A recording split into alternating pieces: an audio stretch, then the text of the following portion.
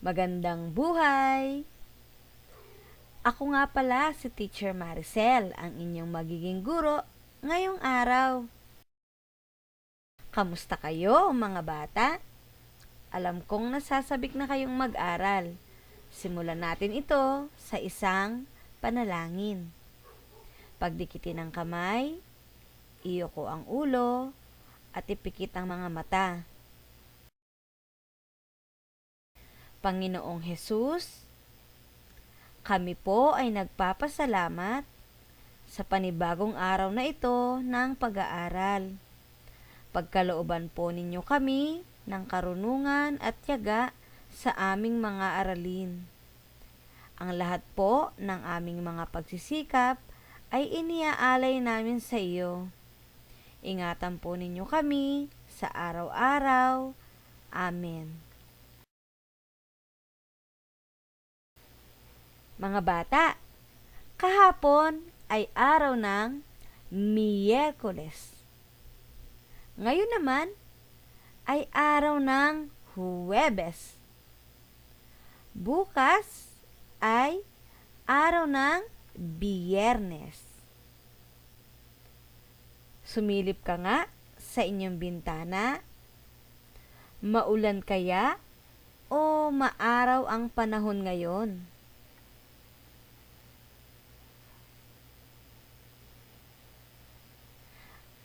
Alin sa dalawang larawan ang nagpapakita ng panahon ngayon?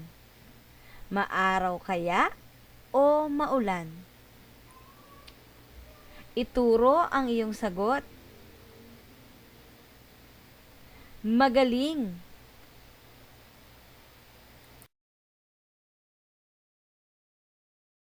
Mga bata, bago ang ating aralin, kumanta muna tayo. Sabayan ninyo ako.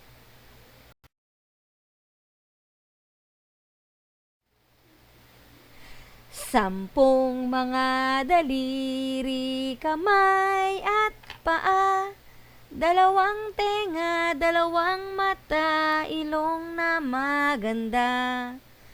Maliliit na ngipin, masarap kumain. Di lang maliit, nagsasabing wag kang magsinungaling. Sampung mga daliri, kamay at paa, dalawang tenga, dalawang mata, ilong na maganda. Maliliit na ngipin, masarap kumain. Di lang maliit, nagsasabing wag kang magsinungaling. Ilang kaya ang mga daliri sa ating kamay? Sundan ninyo ang awit ni teacher. 5 ang daliri sa aking kamay, si nanay, si tatay, si ate, si kuya, at sinong bulilit ako. 5 ang daliri sa aking kamay. 5 ang daliri sa aking kamay, si nanay, si tatay, si kuya, si ate, at sinong bulilit ako. 5 ang daliri sa aking kamay. Halina at ating igalaw, mga matang malilinaw. Idilat at ipikit, at sundan ng pakurap-kurap. Halina't ating igalaw, mga matang malilinaw. Idilat at ipikit, at sundan ng pakurap-kurap.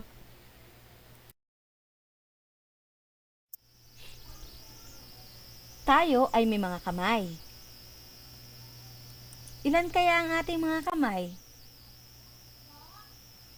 Tama, mayroon tayong 2 mga kamay.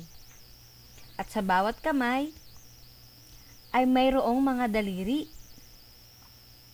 Base sa kinanta natin kanina, tig ilang daliri ang meron tayo sa bawat kamay. Magaling!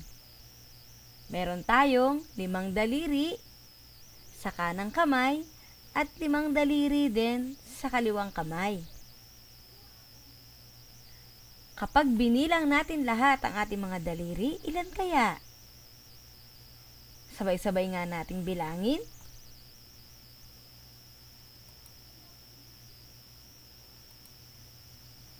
1, 2, 3, 4, 5, 6, 7, 8, 9, 10. Magaling! Meron tayong 10 mga daliri sa kamay.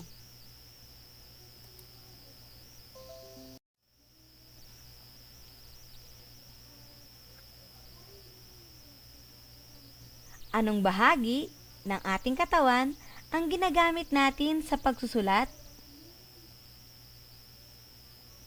Tama, ang ating mga kamay. Sa paghawak ng gunting, upang gumupit ng papel, anong bahagi ng katawan ang ating ginagamit? Tama, ang ating mga kamay. At kapag tayo ay kakain,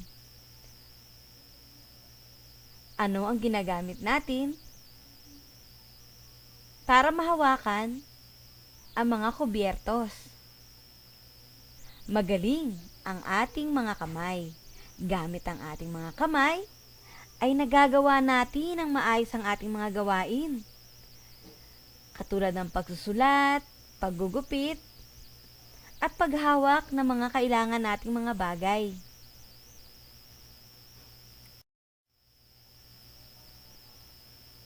Tayo ay mayroong mga paa. Ilan kaya ang ating mga paa? Bilangin nga natin. 1, 2. At sa bawat paa ay mayroon din tayong mga daliri. Tig ilang daliri sa bawat paa. Magaling! Meron tayong 5 daliri sa kanang paa at sa kaliwang paa. Ilan kaya lahat-lahat ang ating mga daliri sa paa? Bilangin nga natin. Sabay-sabay tayo. 1, 2, 3, 4, 5, 6, 7, 8, 9, 10. Magaling! Mayroon tayong 10 mga daliri sa paa.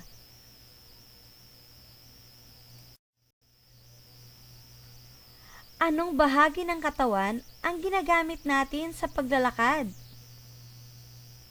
Magaling! Ang ating mga paa. Sa ating pagtakbo, magaling ang ating mga paa.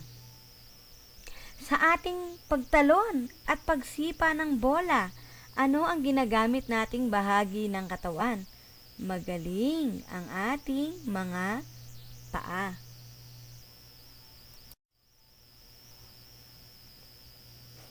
Hawakan nga ang inyong mga tenga. Ilan naman ang ating tenga? Bilangin nga natin. 1, 2. Magaling! Meron tayong 2 tenga.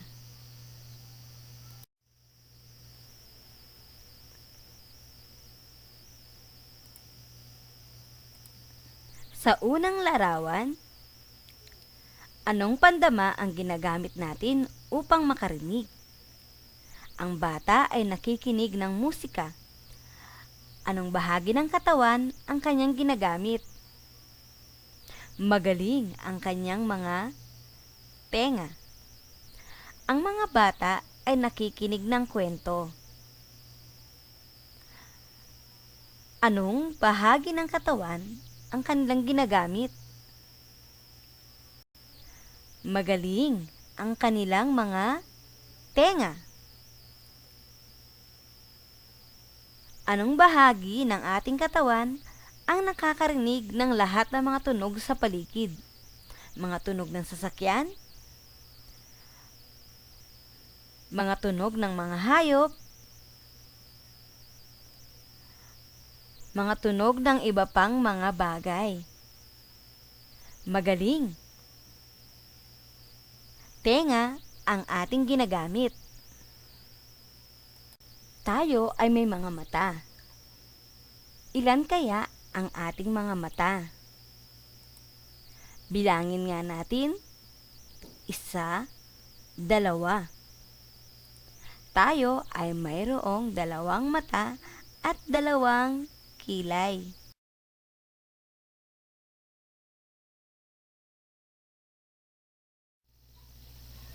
Ano ang gamit ng inyong mga mata? Tama, para makakita. Gamit ang ating mga mata ay nakikita natin ang mga tao, bagay o hayop sa ating paligid.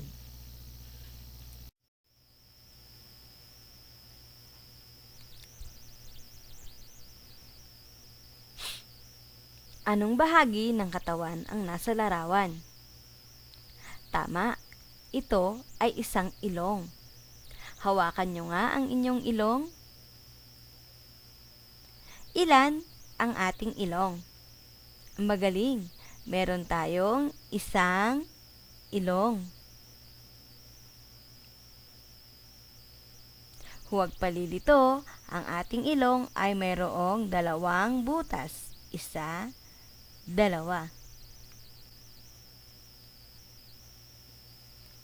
Anong pandama ang gagamitin natin upang malaman natin kung mabango o mabaho ang isang bagay? Tama! Gamit ang ating ilong ay malalaman natin kung mabango o mabaho ang nasa ating paligid.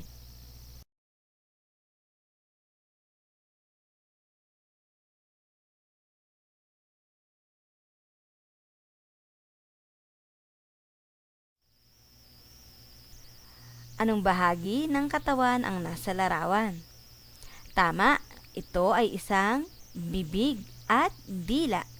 Ilan kaya ang ating bibig at dila? Bilangin nga natin. 1, isang bibig, at isang dila. Magaling! Anong pandama ang ginagamit natin upang malaman ang lasa ng pagkain? Tama, gamit ang ating dila ay malalasahan natin ang ating mga kinakain. Kung ito ba ay matamis, maasim, maalat, mapait, o masarap na pagkain.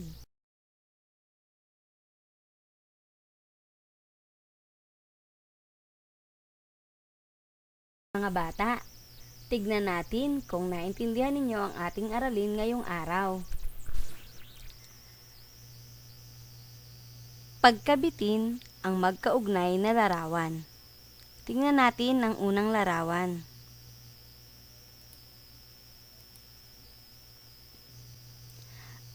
Ano ang ginagawa ng bata? Tama, siya ay nagdodrawing o gumuguhit. Anong bahagi ng katawan ang kanyang ginamit para mahawakan ang lapis?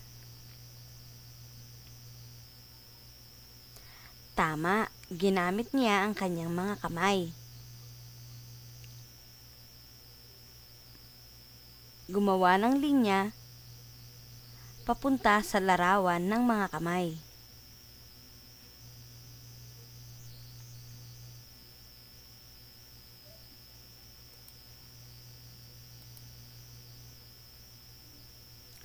Ganito.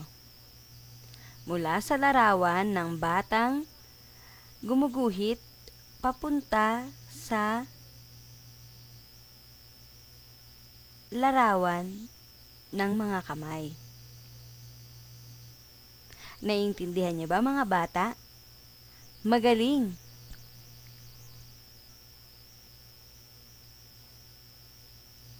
Dito naman sa pangalawang larawan. Ano ang ginagawa ng bata? Tama, inaamoy niya ang fried chicken o piniritong manok. Anong pandama ang ginamit niya para maamoy ang pagkain?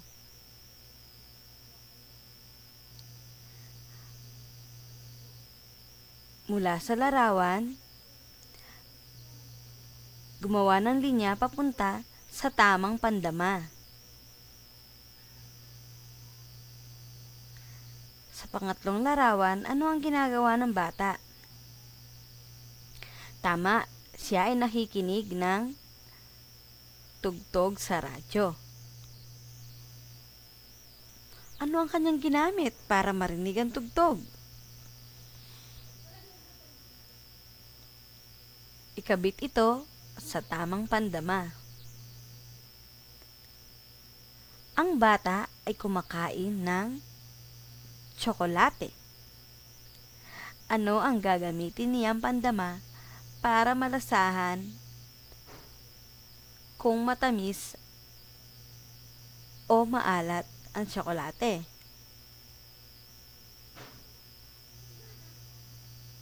Tama. Ikabit na ninyo ito sa inyong sagot. Ano naman ang ginagawa ng lalaki sa larawan? Tama, nanonood siya ng TV. Ano ang ginamit niyang pandama para makapanood ng TV? Ikabit ito sa tamang pandama. Magaling! Natapos natin ang unang gawain.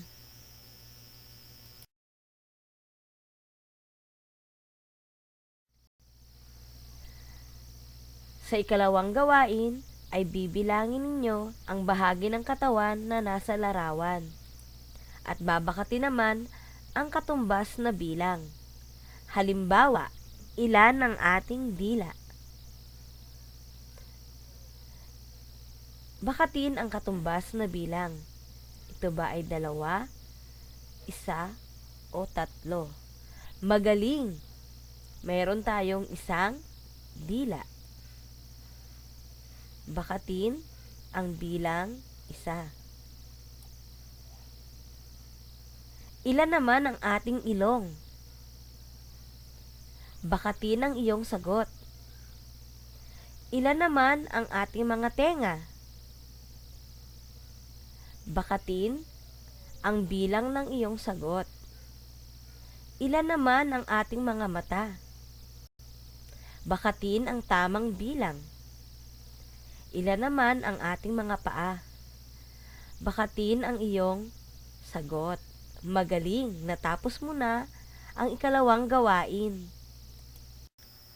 Ito na ang ating huling gawain. Itutugma natin ang bahagi ng katawan na ginamit sa kwento.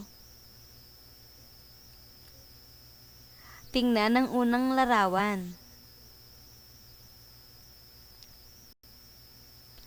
Masarap na sopas, mainit at malasa. Anong pandama o bahagi ng katawan ang gagamitin natin para malaman kung masarap nga ang sopas? Magaling!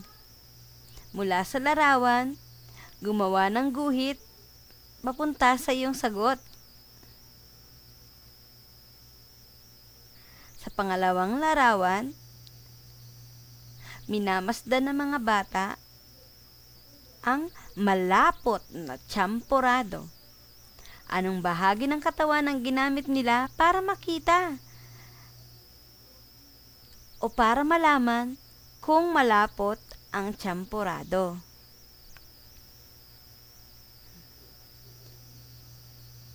Gumawa ng guhit papunta sa iyong sagot. At panghuli, Ginataang bilo-bilo, kay bango-bango. Paano nalaman ng mga bata na napakabango ng ginataang bilo-bilo? Gumawa ng guhit papunta sa iyong sagot. Magaling!